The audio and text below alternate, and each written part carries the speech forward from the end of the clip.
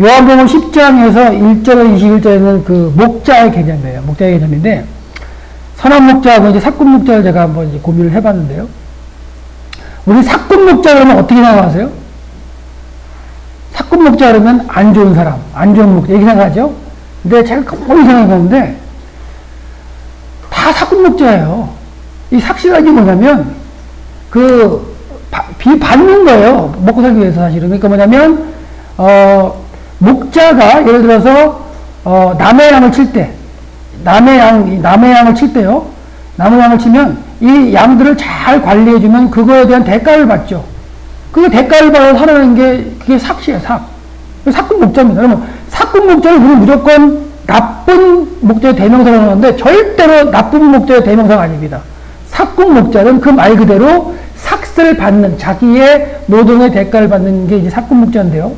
근데 그런 목자들을 이제 예수님이 어떻게 이제 말씀하시냐에 따라서, 하는가 볼 거려고 하는데, 그러니까 전화를 하면 다 사꾼 목자라는 거예요. 우리 양 치는 게, 내 양 치는 게 아니라 하나님의 양을 치는 거고, 어떻게 보면 우리도 양이죠. 다윗이 고백한 거죠. 우리 하나님 목자시고. 그러니까, 우리가 이제 다 사꾼 목자라는 전제하에서, 그러면 과연 왜 그럼 나쁜 의미가 왜 나왔을까 한번 살펴보려고 해요. 한번 보죠.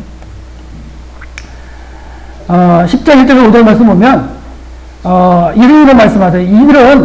유대인들은 양 치는 건 다 쳐요. 어렸을 때 다 치는데, 집안의 막내급에 해당하는, 뭐 한 10살, 11살, 이런 급에서 다 그 양을 칩니다.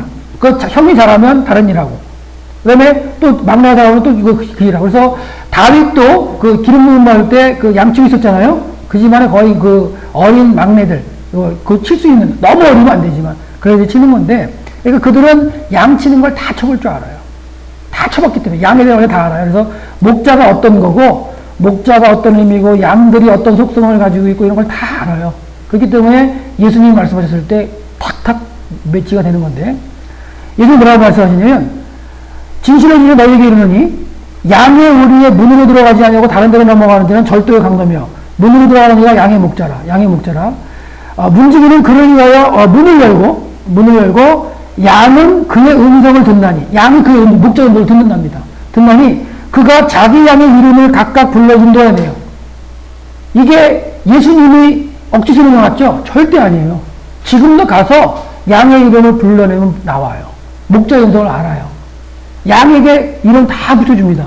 가능한 게 우리는 개들한테도 이름 붙이잖아요. 그죠? 그리고 개들은 오잖아요. 마찬가지로 양이랑 그 염소들이 목자들 이름을 다 붙여주면 그 이름을 불러내면 그 이름을 듣고 목자가 앞서가면 다 따라가요. 그게 양 치는 방법이에요. 근데 다른 양하고 이 양우리에 같이 섞여 있습니다. 1번 양, 여기는 2번 양, 2번 목자 양이 여기 섞여 있어요. 그래도 와가지고 목자가 딱 이름 부르고 목자가 딱 1번 목자가 앞서가면 1번 양들만 다 따라가요. 2번 양 안 따라가요. 양들이 목자 음성을 알아요, 몰라요? 아는 거예요. 그들은 예수님이 말씀하실 때 양들이 어떻고 목자가 어떤 걸 딱 아는 상황이에요. 그럴 때 예수님이 뭐라 그래요? 그가 목자죠. 양의 이름을 각각 불러 인도하여 내느니라. 자기 양을 내어놓고 후에 앞서가는 게 목자들이 하는 일이에요. 그 팔레스타인은 앞서가면서 양칩니다.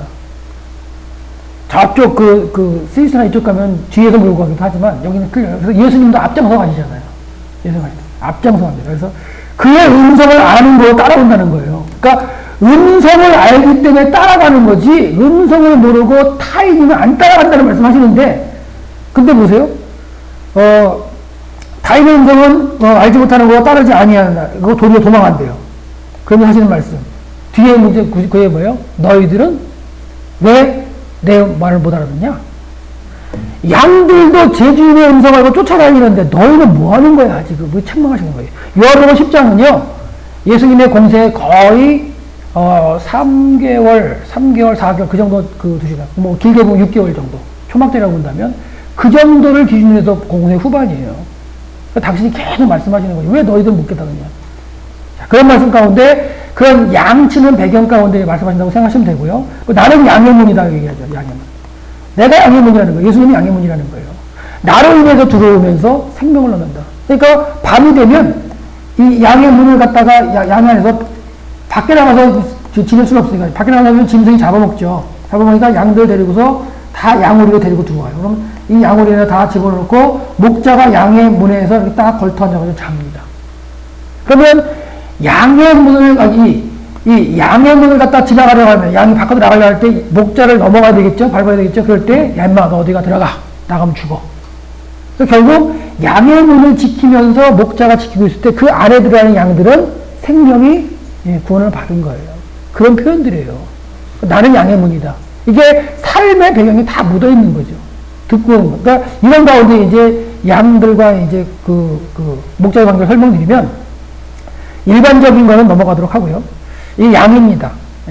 양하고 염소하고 섞여 있죠. 섞여 있는데 3대1로 섞어서 키우는 게 제대로 된 거라 그래요. 양이 3, 염소가 1. 이게 섞어 키우는 이유도 있어요. 여러 가지 이유 있는데 여기서 말씀 안 드리고요. 이게 양육이에요. 그러니까 유대 산간 지역이나 이런 데 가면은 석회암지기 되기 때문에 석회암 동굴이 많습니다. 석회암 동굴이 많아가지고 자연 동굴에다가 이렇게 둘러서 지금 돌이라든가 이런 걸 쌓아놓고 여기다 이제 가시나무를 올려놓으면 짐승들이 못 올라오겠죠. 가시도 많아요. 가시동굴 같은 건. 그리고 이제 여기다가 이제 목자가 이제 여기 양의 문이라고 생각하면 여기 지키고 있으면 이 안에 저녁 때 들어간 양들, 염소들은 안전한 거죠. 그런 개념이 10장 본문에 있고요. 예. 이런 것. 그리고, 다윗을 하나님께 선택하셨을 때도 양의 우리에서 내가 어린 양을 키우는 데서 선택했다고 말씀하세요. 다윗도 양의 우리, 양치다가 하나님께 선택되는 겁니다. 예, 양우리고요. 예, 그 다음에, 결국, 이런 것들은 그 집에 가셔가지고 한번 이렇게 쭉 다시 한번 파일을 보시면 읽을 수 있으니까 구전 넘어갈게요. 다윗을 양우리에서 취하셨다는 거. 그래서 저가 그 마음의 성실함으로 기르고 그 손의 공경함을 주도했다. 그러니까 양치는데 최선을 다해서 양을 키웠다는 얘기를 말씀하고 있어요. 그러니까 그 미무리진 양염소를 치는 가운데 다윗이 그 자기에게 맡겨진 양머리를 잘 쳤어요. 생명을 갖다가 귀하게 여기가지고. 그 사람이 말씀하신 게 뭐냐? 네가 저 미무린 양 하나도 저기 생명을 지키거늘 내가 내 백성을 너한테 맡겼을 때 얼마나 잘하겠느냐. 그런 의미로 맡기세요. 네. 사울도 양을 쳤지만 그런 얘기는 못 듣습니다. 근데 양에 가면 이게 무슨 이제 목장 앞에 가죠. 예. 탁 내려가 가면 쫙 볼 수 있죠. 앞서 가는 거. 이게 유대 광야 쪽이라고 생각하셔도 돼요. 광야 모습이에요. 유대 광야 할지라도 뭐 네겝 지역이나 아니면은 뭐 갈멜 이쪽에 아니면은 유대 산지의 남쪽 이쪽 지역에 보면 이런 식의 이제 양치를 모습을 볼 수 있어요. 자, 마른 풀을 뜯어먹고 있죠. 그러니까 이 마른 풀을 뜯어먹는데 이게 우기가 건기 때도 마른 풀을 뜯어먹는데 우기 때에도 8시만 되면 태양이 뜨면 뜨겁습니다. 그러면 양들이 이 마른 풀을 먹는데 그래도 이슬이 내린 풀을 뜯어먹으면 좀 좋지 않나요? 그렇죠? 그러려면 언제 나가야 돼요? 새벽에 일찍. 새벽에 일찍. 그러니까 이 양들도 목자를 잘못 만나면 목 맥혀서 죽을 것 같아요. 아무래도 제가 생각해도. 안 그럴까요? 그러니까 이제 마른 풀을 먹되 이슬이 내려서 그 새벽에 먹기가 좀 편한데 떼약볕에 나가서 먹으려면 양들도 아마 죽을 상할 거예요. 이런 목자를 봤나? 아마 그럴 거예요. 아마. 그러니까 사꾼 목자는 뭐냐면 그럴 것 같아요. 내가 내 양이 아니에요. 이게. 내 양이 아니기 때문에 내 양이라면 내가 좋은 꼴을 먹여가지고 새끼를 하면 내 거잖아요. 근데 내가 아무리 좋은 꼴을 먹여봐야 새끼를 하면 내 게 아니에요. 나는 정해진 상만 받으면 돼요. 그렇게 되면 어떻게 할까요? 내가 편한 곳으로 데려가겠죠. 양들이 좋은 꼴이 있는 곳이라기보다는 내가 편한 곳. 그걸 어떻게 할 수 있냐면 아까 유대 산지를 보여드렸는데 유대 산지에 이렇게 풀들이 있는 곳 이런 곳들은 미끄럽습니다. 사실. 새벽에 이슬이 있을 때 데려오라가니까 저기 가려면 목자가 어떻게 할까요? 미끄러져 넘어지고 힘들어요. 사실. 근데 마른 곳으로 가면 어떻게 돼요? 목자당이 편하죠. 그럼 누구를 위해서 하느냐? 아까 이 양과 염소의 관계에서 삭슬 받으면서 하는 목자일지라도 근데 내 양을 아니라 삭을 받지만 정확하게 양들을 위해서 치는 사람들이 성경에 많이 등장해요. 야곱도요 자기 양 치지 않습니다. 누구 양 쳐요? 네. 라반의 양을 치죠. 모세도 자기 양 안 쳐요.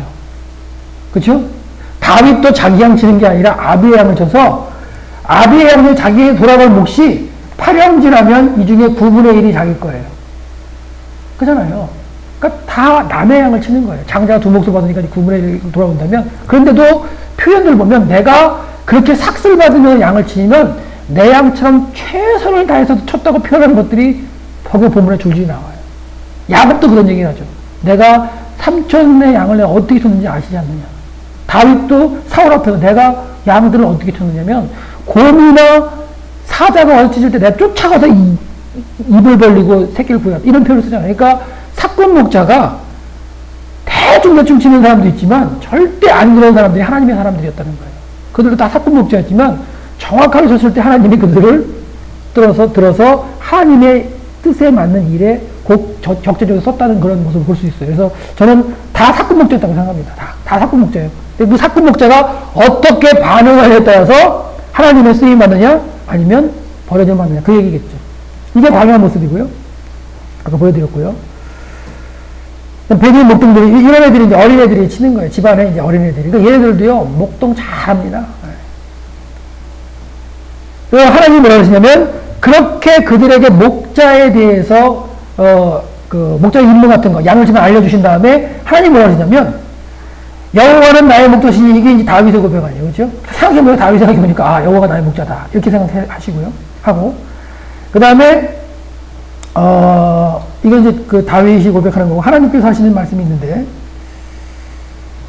여호와 하나님께서 이스라엘 목자라는 말씀을 정확하게 하세요. 성경에 곳곳에 나옵니다. 나 주 여호와가 말하노라 내가 친히 내 양의 목자가 되어 그들을 누워있게 할지라. 그러니까 하나님께서 당신이 목자시고 이스라엘 백성들을 양으로 말씀하시면서 양과 염소의 관계를 말씀하세요.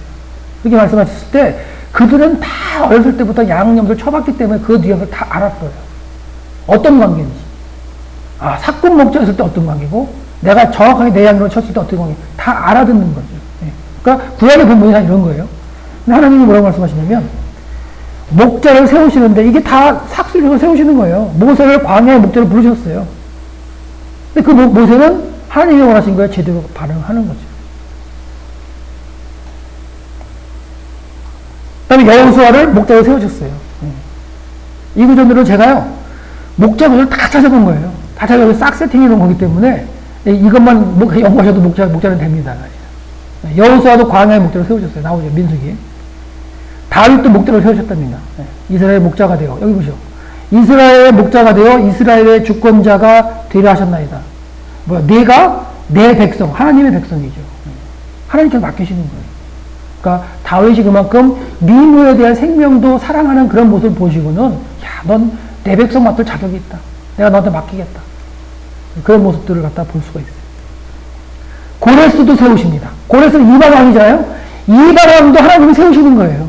그래서 나의 목자라고 말씀하세요. 고레스를. 이 고레스가 쓰면서 포로로 갔던 이스라엘 백성들 그 유다인들이 바벨론에서 풀려나는 게 고레스 때문에 풀려나잖아요. 이 고레스는 이미 예언이 됩니다. 한 300년 전에. 이사야가 예언을, 이사야가 아니죠. 이사야가 맞네요. 이사야가 예언을 하죠. 제가 잠시 요시야랑 헷갈려가지고 그러는데, 이사야 예언을 하면서 나오죠. 여기 이사야라고 써있네요. 이사야가 예언을 합니다. 요시야도 예언되죠? 요시야도 이름 없는 선지자가 와가지고, 요시야라는 왕이 나타나가지고, 너 여로보암 네 무덤을 갖다가 헐파가지고 아마 작살낼 거야. 그런 표현을 쓰는데. 그러니까 성경에 보면 이미 다 예언이 나오는데, 이 고레스도 목자로 지금 표현을 하고 있어요. 누가 세우신 목자요? 하나님이 세우시는 거예요. 그러니까 이방인도 하나님이 목자로 세우시는 거예요. 나의 목자라고 정확히 표현하고 있어요. 그 다음에 하나님 뭐라고 하냐면 왕과 종교 지도자를 목자로 세우셨어요. 근데 이 목자들이 어떻게 일을 했는지 모르지만 하나님께 뭐라고 말씀하냐면 여호와께서요 내 목자의 양머리를 멸하는 흩는 목자라고 말씀하세요. 표현 재밌잖아요. 양을 갖다 그거 맡기셨는데 흩어버리는 목자예요. 근데 그들에게 화가 있겠다. 잘 길러라. 이런 말씀하세요. 몰각한 목자라는 표현을 써요. 이게 이제 개혁개정에 어떻게 표현이 되는지 모르겠지만 하여튼간 목자에 대한 표현을 여러 개로 쓰고 계세요. 원어로 보면은 이제 이런 의미가 됩니다. 몰각한 목자. 보세요. 뭐라고 나오냐면, 벙어리 개라고 얘기하시면서요. 잠자기를 좋아하는 자고요. 탐욕을 심하여 탐욕이 심하여 족한 줄을 알지 못하는 자래요. 그리고 몰각한 목자랍니다. 목자도 이런다는 거예요. 당시의 종교들이 하나님께서 맡겨주셔도 이렇게 행했다는 표현들이에요. 근데 그 당시에만 한 게 아니라 이 시대의 목회자들, 목자들에게도 마찬가지겠죠. 그 뉘앙스 똑같은 거죠. 어느 시대나 마찬가지니까. 내가 사꾼 목자로서, 하나님 사꾼 목자로서 어떻게 양머리를 대하고 치느냐, 생명을 다하여 치느냐 안 치느냐, 그거에 따라서 하나님께서 일을 맡기는 게 틀리겠죠. 아합 때 미가야 선지자가 미가야가 뭐라고 하냐면요. 당신 아합이 전쟁하러 그 길르앗 나무가서 할 때 당신 분명히 죽습니다. 죽고요. 백성들은 목자 없는 양같이 산에서 흩어집니다. 이렇게 많이 표현하고 있어요. 근데요, 광야에서 목자가 없어지는 순간 양들은 안절부절 못합니다. 목자가 자기 시야가 아니라 이 소리가 눈이 나쁘기 때문에 이제 시야라기보다도 이제 소리인데요. 그래서 목자가 앉아가지고 피리를 불거나 아니면 하프를 켜거나 찬양을 하거나 이러면 그 소리를 갖다가 듣고 아무 염려 없이 풀을 뜯는 거예요. 그러다가 조용해지면 순간 양들이 놀랄 수도 있습니다. 그런 상황이에요. 근데 지금 미가야가 뭘 얘기하냐면 당신이 아합왕 당신이 가다 전쟁을 할 때 당신은 죽고 이 백성들은 목자 없는 양같이 산에 그냥 혼됐다는 거예요. 그 양들을 한번 생각해 보시면 난리도 아닙니다. 안절을 못해서 지 맘대로 가고. 그러니까 광야에서 양들이 혼자 있다 죽은 거예요. 목자가 함께 있지 않다 죽은 겁니다. 그래서 예수님께서 99마리가 있고 1마리가 들어있을 때 그 1마리 떨어지는 양이 살 수 있다면 굳이 찾으러 안 나가셔도 될 거예요. 근데 그 양은 100% 죽은 겁니다. 목자가 찾으러 가지 않는 이상. 그 얘기는 짐승들에도 죽을 수도 있고요. 밤이 되면 더하죠. 그래서 99마리를 갖다 양을 두고 찾으러 나가는 거예요. 1마리 때문에. 그러니까 그런 모습들이 이 양과 목자의 관계에 양측 모습이 들어있는데, 이런 바탕을 좀 이해하시고 본문을 보시면 그 뉘앙스가 확실하게 오죠. 그러니까 미가야가 이렇게 표현하는 건 정확해요. 아합왕 당신 나가면 이 이스라엘 백성들 끝난다. 흩어진다. 근데 이 말 안 듣고 가서 전쟁하잖아요. 뭐 때문에? 정치적인 거, 경제적인 거, 땅 이런 것 때문에 아합은 나가요. 신앙은 꽝이죠. 그러니까 하나님의 선지자 미가야가 이렇게 얘기를 하는데도 안 해요. 그러니까 조각조각의 내용들이지만 이렇게 갖고 계시면요, 본문을 읽을 때 이렇게 적용이 됩니다, 사실은. 그러니까 본문, 아합의 본문이 11기상 22장 쫙 보면서 그 배경 이런 걸 딱 연결하면 연결이 되는데, 거기서도 이제 목자 없는 양 같다는 의미를 정확하게 알 수 있는 거죠. 미가야가 외칠 때 아합은 저걸 확실하게 알아들어요. 목자가 양무리가 없이, 목자 없이 양무리가 있다. 그게 어떤 상황인지 알아요. 그러면서 갑니다. 경고를 무시하고 가는 거죠. 누구에 의해서? 400명 선지자들 얘기를 더 많이 듣는 거예요. 자, 여기 보세요. 사꾼 목자에게 버림받았다고 표현을 해요. 예레미야가. 여호와 왔을 때.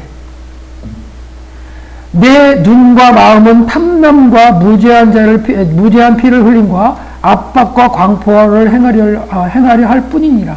왕이 돼서 이렇게 한다는 거예요. 압제하고요. 그러니까 사꾼 목자여서 백성을 맡겼는데 왕이 이렇게 한다. 예레미야가 얘기를 하죠. 여호야김 때도 얘기를 합니다. 네가 어려서부터 내 목소리를 청종치 아니함이 내 습관이라. 네 목자들은 다 바람을 삼키울 것이요 너를 사랑하는 자들은 사로잡혀 가리니. 이런 표현들이 이제 좀 볼 수 있어야 되는데 이게 예레미야가 외친 거잖아요. 사꾼 목자들에 대해서. 그러니까 여호야김이면 이제 망하는 때 아니에요. 후기에서. 요시야 다음에 여호야김, 시드기야 가면 점점 망할 그때에 하나님의 말씀을 안 듣고 자기 길로 행하는 왕들의 모습 가운데 망하는 그 모습을 얘기하는데, 왕만 망하는 게 아니라 나라가 망해요, 나라가. 네. 양들 자체. 그러니까 아까 그 표현이 정확한 거예요. 미가야 표현이 왕이 없을 때 그 흩어지는 모습들. 양들은요, 그냥 다 어쩔 수 흩어지거든요. 그 상황들. 자, 사꾼 목자에게 버림받은 양으로 나와요. 그 다음에 하나님 말씀하시는 거, 이사야에 나오죠. 하나님만이 구원하시는 참 목자라는 거. 이렇게 말씀하시는 거예요. 이사야가. 그러니까 이사야의 결론이 뭐냐. 65장 후반에 가면은, 이제 5장 6장에 가면 이 땅에 있는 사람들을 통해서는 구원할 수 있는 사람이 없다. 하나님의 아들 메시아 그분을 보내서 하나님 여호와 거기는 메시아라는 표현이 없지만 여호와께서 하신다는 강조예요. 이 땅에서 구원할 수 없고 여호와가 하신다. 여호와가 창조하셨고 너희를 광야로 그 애굽에서 끌어내서 광야에 인도하셨고 광야에서 구원을 베풀어서 이 땅을 인도하셨고 쫙 설명하면서 하나님이 섭리하고 통치하신다. 그리고 너희들 가운데 하나님의 말씀을 두려워 떠는 자들 그들을 내가 구원한다. 이런 말씀하시면 쭉 읽으시는데 하나님만이 참목자시라는 걸 이사야가 강조를 하죠. 예레미야 얘기를 보세요. 사꾼 목자에게 버림을 받았답니다. 버림을 받았다는 얘기를 하고요. 이게 이제 이거 엔게디에서 찍은 건데요. 여기 이거는 들렴소들인데요. 이런 곳에서 버림을 받았다고 한번 생각해 보세요.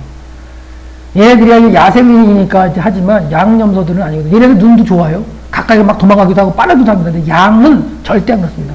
걸음걸이도 느리고요. 눈도 안 좋고요. 목자가 없으면 절대 살 수가 없는 게 그들입니다. 예.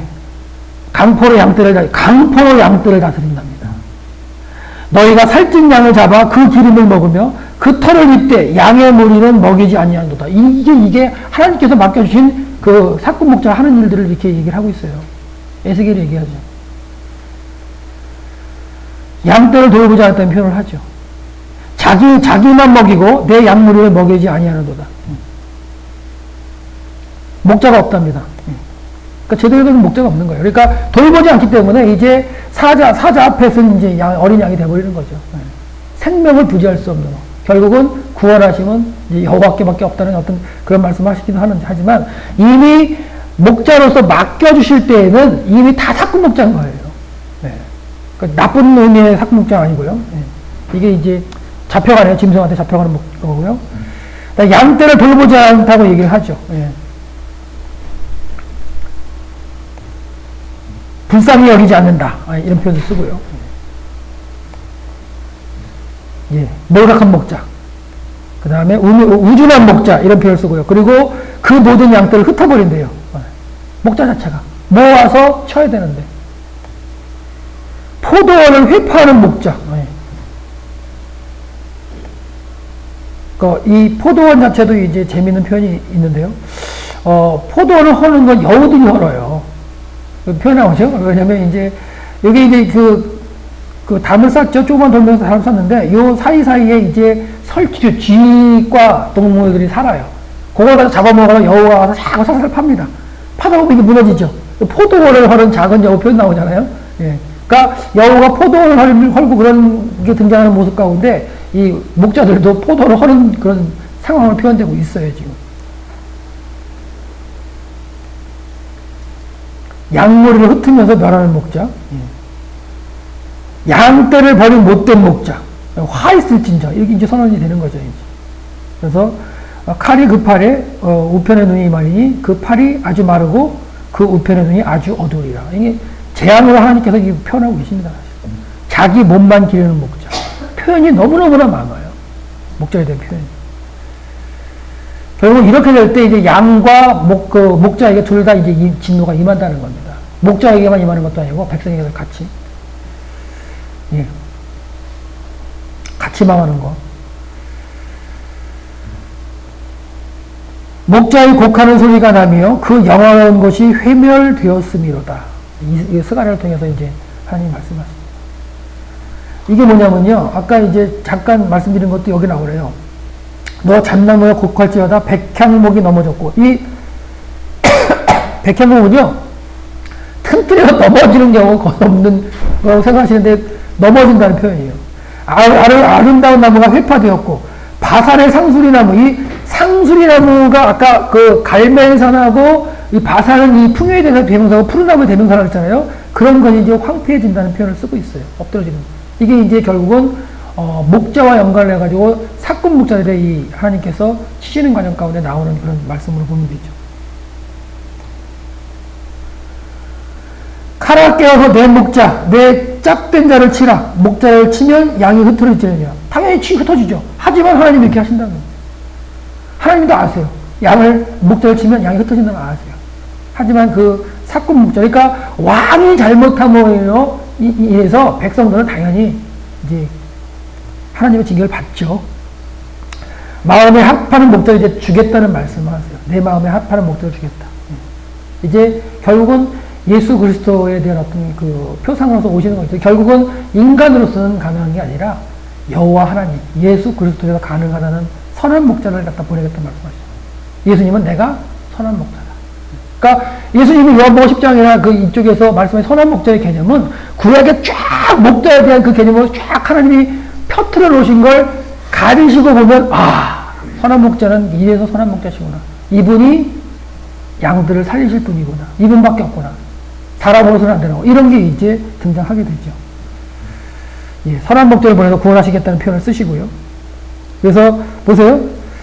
다윗에게서 의로운 가지를 일으키겠다. 분명히 말씀하세요. 그러니까 다윗의 계통으로 오시는 거예요. 그래서 다윗의 뿌리에서 나타나신다는 표현 쓰잖아요. 이분이 이제 기르시겠다는 거예요. 근데 이 겟세마네 동산에는 이게 이제 그 감람나무인데요.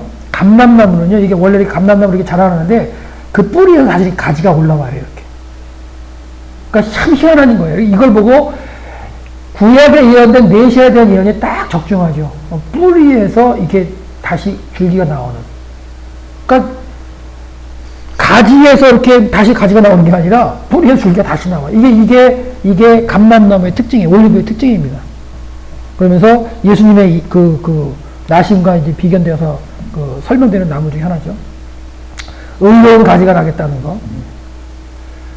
다윗에게서 의로운 가지가 하나 나가. 이게 이제 다윗의 족속으로 오실 예수 그리스도. 그러니까 이렇게 예레미야가 예언되어 있는 가운데 그 중간에 아달랴가 싹 왕들을 죽여버려서 이 다윗을 말리려고 하는 가운데, 그죠? 요아스가 살아남죠. 고모와 여호야다에 의해서. 그러니까 그 기쁨이 얼마나 크시겠어요, 하나님께서. 그러니까 여호야다를 어디다 묻어주신다고요? 열왕의 모실에 장사지 해주죠. 요아스는 아예 들어가지도 못하는데. 그러니까 왕은 못 들어가고 제사장은 들어가는 거죠. 그러니까 어떻게 보면 하나님께서 계획하신 이 의로운 가지를 오시는 그 길을 어떻게 보면 여호야다가 여는 거 아니에요. 그죠? 그런 게 성경에는 이렇게 흘러갑니다, 사실. 선한 목자를 갖다가 이제 보내시겠다는 표현이에요. 여호와께 친히 구원하시겠다는 거. 그러니까 여호와가 아니면 안 된다는 표현을 계속 쓰시고 계십니다. 그래서 여호와가 말하노라, 나 주 여호와가 말하노라, 내가 친히 내 양의 목자가 되어 그들로 누워있게 할지라. 결국 이 친히 내 양의 목자가 되어서 오신 분이 누구예요? 예수 그리스도시라고 볼 수 있죠. 그 예수께서 오셔가지고 이 땅에서 행하셨지만 알아듣는 사람이 없어요. 그러니까 예수님 공생의 거의 이제 후반부, 한 6개월 정도 남긴 상태에서 이제 그렇게 말씀하시는 거죠. 요한복음 10장에서. 그래도 못 알아들어요. 결국 선한 목자 한 목자가 예수 그리스도라고 보시면 될 것 같고요. 예, 그래서 결국 베들레헴에서 한 목자를 세우십니다. 예, 내 백성 이스라엘의 목자가 되게 하리라. 보세요. 유대 땅 베들레헴 하면은 유대 굴 중에 가장 작지 아니하도다. 내게서 한 다신자가 나와서 내 백성의 이스라엘 목자가 되리라. 그리고 베들레헴에서 미가서 5장 2절에 예언된 그 말씀대로 아기 예수님이 탄생하시고 얼마 전에 우리가 성탄절을 지냈잖아요. 이런 과정 가운데 구원할 어떤 의미 가운데 선한 목자로서 오신 예수 그리스도. 그분을 우리는 이미 만났고, 그렇죠? 만난 상태에서 구원을 이제 받은 상태에서 이제 예수 그리스도 명하신 일들을 행해 나가야 하는 과정 가운데 우리도 사꾼 목자라는 거예요. 근데 사꾼 목자가 선한 목자가 될 수도 있는 거죠, 사실은. 예수님께 붙어서. 그죠? 그럴 수도 있는 거고, 내 안위, 내 경제, 내 주변, 이런 걸 갖다 하면서 몰각한 목자라고 하나님께 책망받을 수도 있는 거고. 그래서 천국 복음을 전파하시는 예수님처럼 결국 우리에게 말씀하신 게 뭐냐면, 보세요. 예수님 말씀하신 게 뭐냐? 저희가 목자 없는 양같이 고생하며, 이게 얼마나 큰 말인지 아셔야 돼요. 우리는 양을 안 쳐봤기 때문에 이거에도 그런가 보다 하지만, 양을 쳐본 목자의 입장에서 이 말씀이 얼마나 강한 걸 알 수 있어요. 목자가 없는 양들이 어떤가를 알 수 있다는 거예요. 근데 예수님께서 말씀하잖아요. 이제 목자 없는 양 같은데, 근데 이제 그러면서 이제 말씀하시기를 이제 뭐라고 말씀하시냐면, 추수할 것은 많되 일꾼이 적으니, 그러므로 추수하는 주인에게 청하여 추수할 일꾼을 보내주소서 하라. 이렇게 말씀하시면서 천국 복음을 이제 막 전하시는데, 예수님 오시기에는 너무나 목자 없는 양이 막 흩어지고 지 갈 길대로 가는 거예요. 하나님을 믿는다고 하지만. 그거 보이세요. 그리고 하나님께서 선한 목자가 당신을 보여주셨는데 못 알아봐요. 음성도 못 알아듣고. 그러니까 말씀하시는 게, 야, 양들도 제 주인의 음성을 알아듣는데 왜 니네들은 못 알아듣냐? 그 말씀의 심정도 이제 느낄 수가 있는 거죠. 그러니까 목자가 아니면 그런 걸 못 느끼는 거예요, 사실. 근데 우리는 목주가 안 해봤잖아요, 사실. 그죠? 그리고 양과 목자 관계 잘 모르고. 근데 연구에 의해서 연구된 거 있기 때문에 이런 거 가져다가 이제 간접 경험을 통해서 이 본문의 말씀을 이제 느낄 수가 있겠죠. 네. 네. 그런 모습 가운데 저나 여러분이 다 사꾼 목자라는 겁니다. 예, 너무 많은 구절이 있기 때문에 보세요. 그래서 목자는 이렇게 해야 됩니다. 야곱의 고백입니다. 낮에는 더위를 무릅쓰고 밤에는 추위를 이기며 눈은 붙일 겨를도 없이 지냈다. 이게 목자의 심정이에요. 이게 야곱의 고백이에요. 다윗의 고백. 내가 따라 곰이나 사자 가서 내가 따라 그것을 치고 그 입에서 새끼를 건져내었고 그것이 일어나 나를 해하고자 하면 내가 그 수염을 잡아 그걸 쳐 죽였나이다. 이 다윗은 곰하고 사자에게 갈 수 있는 이유는 뭐냐?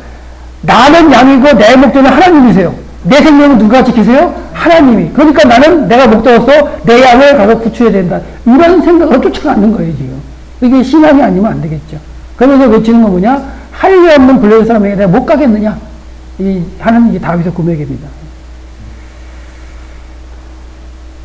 다윗이 계속 얘기를 하고 있고요. 그 다음에 이제 목자들이, 베들레헴 그 들에 있었던 목자들이 예수님 오시는 것도 이제 처음으로 보는 게 이제 목자들이잖아요.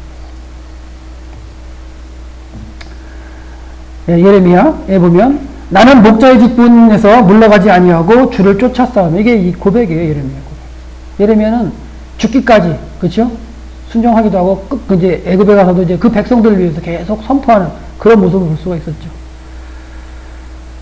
여기서도 이제 나오죠. 베드로전서에 보면 저가 채찍에 맞음으로 너희는 나음을 얻었나니 너희가 전에는 양과 같이 길을 잃었다 이거예요. 잃었지만 그가 이제 이루셨기 때문에 너희는 목자가 이제 없는 양이란 얘기죠. 그러면서 이제는 너희 영혼이 영혼의 목자와 감독 되신 이에게 돌아왔느냐 이 표현을 쓰고 있는 거예요. 예수님께서 십자가로 이루심으로 인해서 이제 우리가 갈 바를 알지 못하는 양이 아니라 예수 그리스도의 붙잡힌 바 됐다는 그런 표현을 쓰면서 영혼의 목자라는 표현을 쓰고 있어요.